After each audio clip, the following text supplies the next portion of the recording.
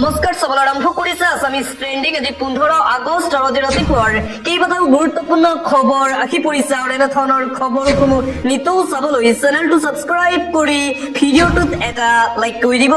ৰাতিপুৱাৰ প্ৰথমটো breaking news. অসমত গৰু চোৰ, ভাৰতবৰ্ষত ভোট চোৰ। এপিচিচিৰ সভাপতি গৌৰৱ গগৈৰ বিস্ফোৰণ। আমি গৰু চোৰ শুনিছিলো, এতিয়া নতুনকৈ ভোট চোৰ ওলাইছে ভাৰতত।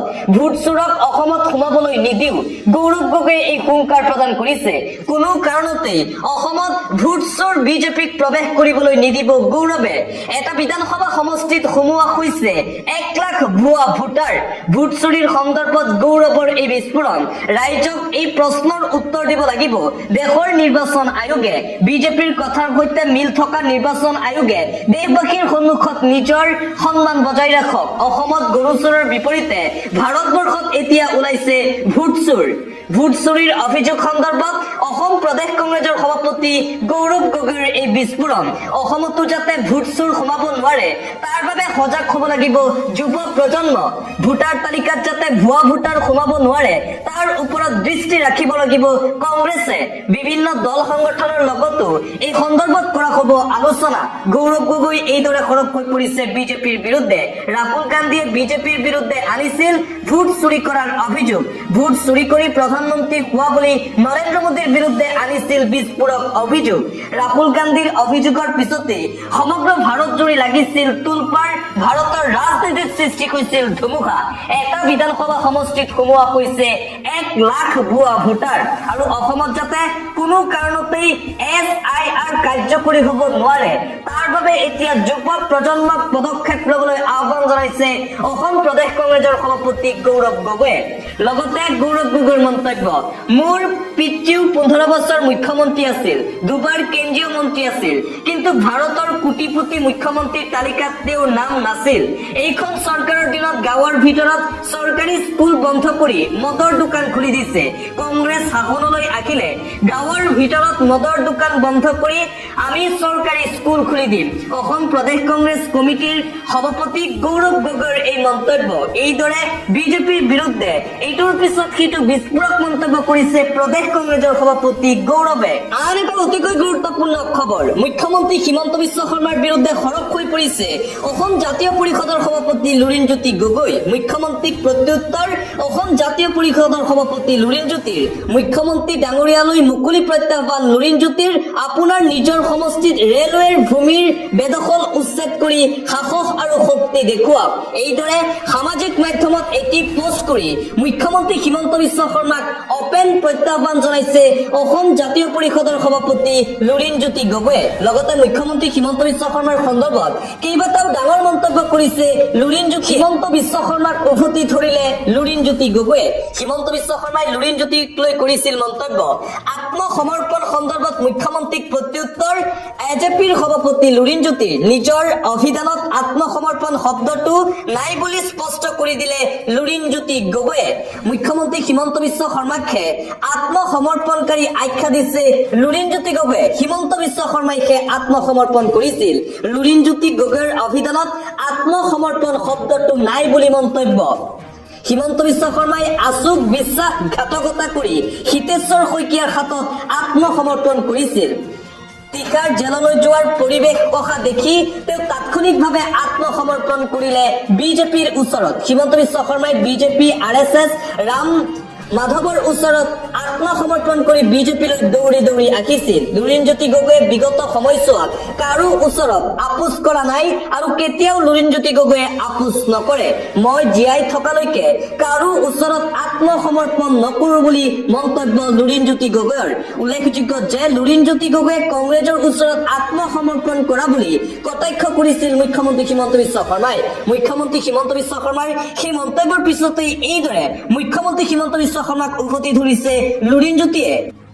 আৰু আনপিনে শক্তি বৃদ্ধি পাইছে লুৰিণজ্যোতি গগৈৰ অসম জাতীয় পৰিষদৰ।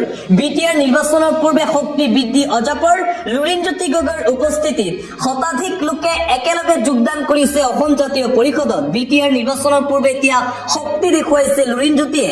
BTR নিৰ্বাচনৰ পূৰ্বে এতিয়া এজেপিত বৃহৎ যোগদান বিজেপি ইউপিপিএল বিপিএফ এৰি শতাধিক লোকে একেলগে যোগদান কৰিলে অজাপত লুৰিণজ্যোতি গগৈৰ উপস্থিতিত তামোলপুৰত অজাপৰ এই বৃহৎ যোগদান কাৰ্যসূচী বড়োভূমিৰ ৰাইজৰ বাবে যুঁজ দিব অসম জাতীয় পৰিষদে লুৰিণজ্যোতি গগৈৰ প্ৰতি আকৃষ্ট হৈ এতিয়া ৰাইজে যোগদান কৰিছে অসম জাতীয় পৰিষদত আন এটা বিগ ব্ৰেকিং নিউজে মুখত ৰাখি পৰিছে এইবাৰ মুখ্যমন্ত্ৰী হিমন্ত বিশ্ব শৰ্মাৰ পদত্যাগৰ দাবী উত্থাপন কৰা হৈছে AIUDFৰ ফালৰ পৰা মুখ্যমন্ত্ৰী হিমন্ত বিশ্ব শৰ্মাক পদত্যাগৰ দাবী AIUDFৰ কাৰ্যালয়ত যোৱা নিশা সংবাদ মেল মুখ্যমন্ত্ৰী হিমন্ত বিশ্ব শৰ্মাৰ পদত্যাগৰ দাবীৰে এই সংবাদ মেল অনুষ্ঠিত কৰিছিল AIUDFে অসমত ৰাষ্ট্ৰপতিৰ শাসনৰো দাবী উত্থাপন কৰিছে AIUDFে মুখ্যমন্ত্ৰী হিমন্ত বিশ্ব শৰ্মাই 100 বছৰ ধৰি অসমত বাস কৰা বৈধ ভাৰতীয় লোকক হাৰাশাস্তি কৰি আছে বুলি মন্তব্য AIUDFৰ গোটেই বিষয়টো উচ্চ ন্যায়ালয়ৰ হস্তক্ষেপ বিচাৰিছো বুলি AIUDF কৰ্মীৰ মন্তব্য আৰু মুখ্যমন্ত্ৰী হিমন্ত বিশ্ব শৰ্মাক মুখ্যমন্ত্ৰীৰ পদৰ পৰা অতি শীঘ্ৰেই পদত্যাগৰ বাবে দাবী উত্থাপন কৰিছে AIUDFে আন এটা অতিকৈ গুৰুত্বপূৰ্ণ খবৰ পুনৰবাৰ সন্দেহযুক্ত নাগৰিকৰ বিৰুদ্ধে সৰব হৈ পৰিছে ৰাজ্যৰ মুখ্যমন্ত্ৰী ডক্টৰ হিমন্ত বিশ্ব শৰ্মা অসমৰ মাটি সন্দেহযুক্ত বিদেশীৰ দখলত কেতিয়াও থাকিব নোৱাৰে অসমৰ মাটি সন্দেহযুক্ত লোকক নিদিয়াৰ হুংকাৰ মুখ্যমন্ত্ৰী হিমন্ত বিশ্ব শৰ্মাৰ এটাকৈ সমষ্টিৰ জাতি মাটি হেৰুৱাইছো আমি গতিকে কোনো কাৰণতে আমি আৰু মাটি নিদিও উৰিয়ামঘাটৰ 10,000 অবৈধ বেদখলকাৰীয়ে ভোট দিয়া হলে কি হলহেঁতেন 10,000 অবৈধ বেদখলকাৰীৰ ভোটে খিলঞ্জীয়া ৰায়দান শেষ কৰিলেহেঁতেন সন্দেহযুক্ত লোকে ভোট দিয়া হলে খিলঞ্জীয়া ৰাইজে নিজৰ অধিকাৰ হেৰুৱালেহেঁতেন গৌৰৱ গগৈ অখিল গগৈৰ দৃষ্টিভংগী সম্পূৰ্ণ বেলেগ অসমৰ মাটি সন্দেহযুক্ত বিদেশীৰ দখলত কেতিয়াও থাকিব নোৱাৰে গৌৰৱ গগৈ আৰু অখিল গগৈয়ে সদায় সংখ্যালঘু মিয়া ৰাইজৰ বাবে মাত মাতি আছে কিন্তু আমাৰ দৃষ্টিভংগী বেলেগ আমি খিলঞ্জীয়া লোকৰ স্বাৰ্থত খিলঞ্জীয়াক কেনেকৈ সুৰক্ষিত কৰিব পাৰো তাৰ বাবেহে ৰাজনীতি কৰো আৰু এইবাৰ সন্দেহযুক্ত নাগৰিক আৰু গৌৰৱ গগৈ অখিল গগৈৰ বিৰুদ্ধেও আক্ৰমণাত্মক ৰূপত দেখিবলৈ পোৱা গ'ল অসমৰ মুখ্যমন্ত্ৰী হিমন্ত বিশ্ব শৰ্মাক আন এটা অতিকৈ গুৰুত্বপূৰ্ণ খবৰ মিয়াক অসমীয়া আখ্যা দিছিল জ্যোতিপ্ৰসাদ আগৰৱালা ভূপেন হাজৰিকাই সকলো মিয়া বাংলাদেশী নহয় যিসকল লোকে বাংলাদেশী কৈ আছে মিয়াক সেই লোকসকলক কৈছো অসমত বসবাস কৰা সকলো মিয়া বাংলাদেশী নহয় সকলো মিয়া অবৈধ নহয় অসমত থকা 80% মিয়াক মৰাপাটৰ খেতি কৰিবলৈ ব্ৰিটিছে আনিছিল অসমক অৰ্থনৈতিকভাৱে শক্তিশালী কৰিবলৈ চেষ্টা কৰিছে মিয়া জনগোষ্ঠীয়ে বৃহত্তৰ অসম জাতি গঠন প্ৰক্ৰিয়াত অৰিহণা যোগাইছে মিয়া লোকে অসমৰ সমাজ জীৱনৰ অবিচ্ছেদ্য অংগ হোৱাৰ চেষ্টা কৰিছে মিয়া সমাজে জ্যোতিপ্ৰসাদ আগৰৱালা ভূপেন হাজৰিকাই অসমীয়া আখ্যা দিছিল মিয়া মূল অসমীয়া সমাজৰ পৰা মিয়াক বিচ্ছিন্ন কৰাৰ চেষ্টা কৰিছে একাংশ শক্তিয়ে মিয়া বুলি কৈ সন্দেহযুক্ত বিদেশী সজোৱাৰ চেষ্টা কৰিছে একাংশ লোকে মিয়াৰ মাজত যদি বাংলাদেশী আছে চিনাক্ত কৰি খেদি পঠাওক হিমন্ত বিশ্ব শৰ্মাৰ চৰকাৰে দল সংগঠনক মিয়া খেদাৰ দায়িত্ব দিব নালাগে চৰকাৰে বিদেশী খেদাৰ নামত সম্পূৰ্ণ মিয়া জনগোষ্ঠীক সন্দেহৰ দৃষ্টিৰে চাব নালাগে মিয়া খেদা অভিযান নহয় বিদেশী খেদা অভিযান শেষ হ'ব লাগে সমগ্ৰ অসমত উজনিত ঘৰে ঘৰে মিয়া খেদা অভিযানৰ বিৰোধিতা ধৰ্মীয় সংখ্যালঘু পৰিষদৰ চৰকাৰৰ মিয়া বিৰোধী অভিযানক সমালোচনা অগপৰ ভাতৃ সংগঠন ধৰ্মীয় সংখ্যালঘু পৰিষদ আন এটা অতিকৈ গুৰুত্বপূৰ্ণ খবৰ বাংলাদেশী সন্দেহ হলে প্ৰশাসনক খবৰ দিয়ক মিয়া খেদাৰ নামত কোনো এজন লোকে যাতে আইন হাতত তুলি ল'ব নোৱাৰে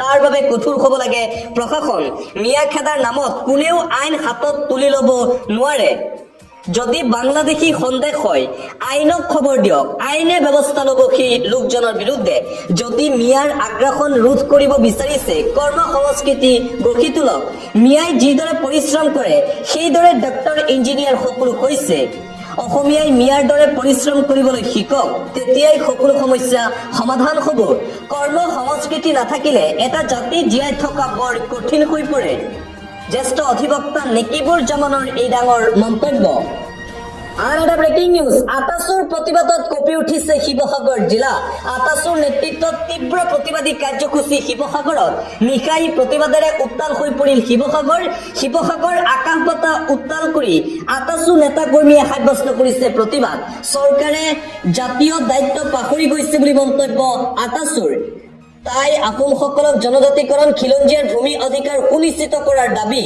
অবৈধ বেদখলকাৰীক উচ্ছেদ কৰিবলৈ চৰকাৰক আহ্বান জনাইছে আটাছুৱে। ঐতিহাসিক শিৱদৌলৰ সন্মুখত জোৰ সমদল দেখিবলৈ পোৱা গৈছে আটাছু কৰ্মীসকলৰ।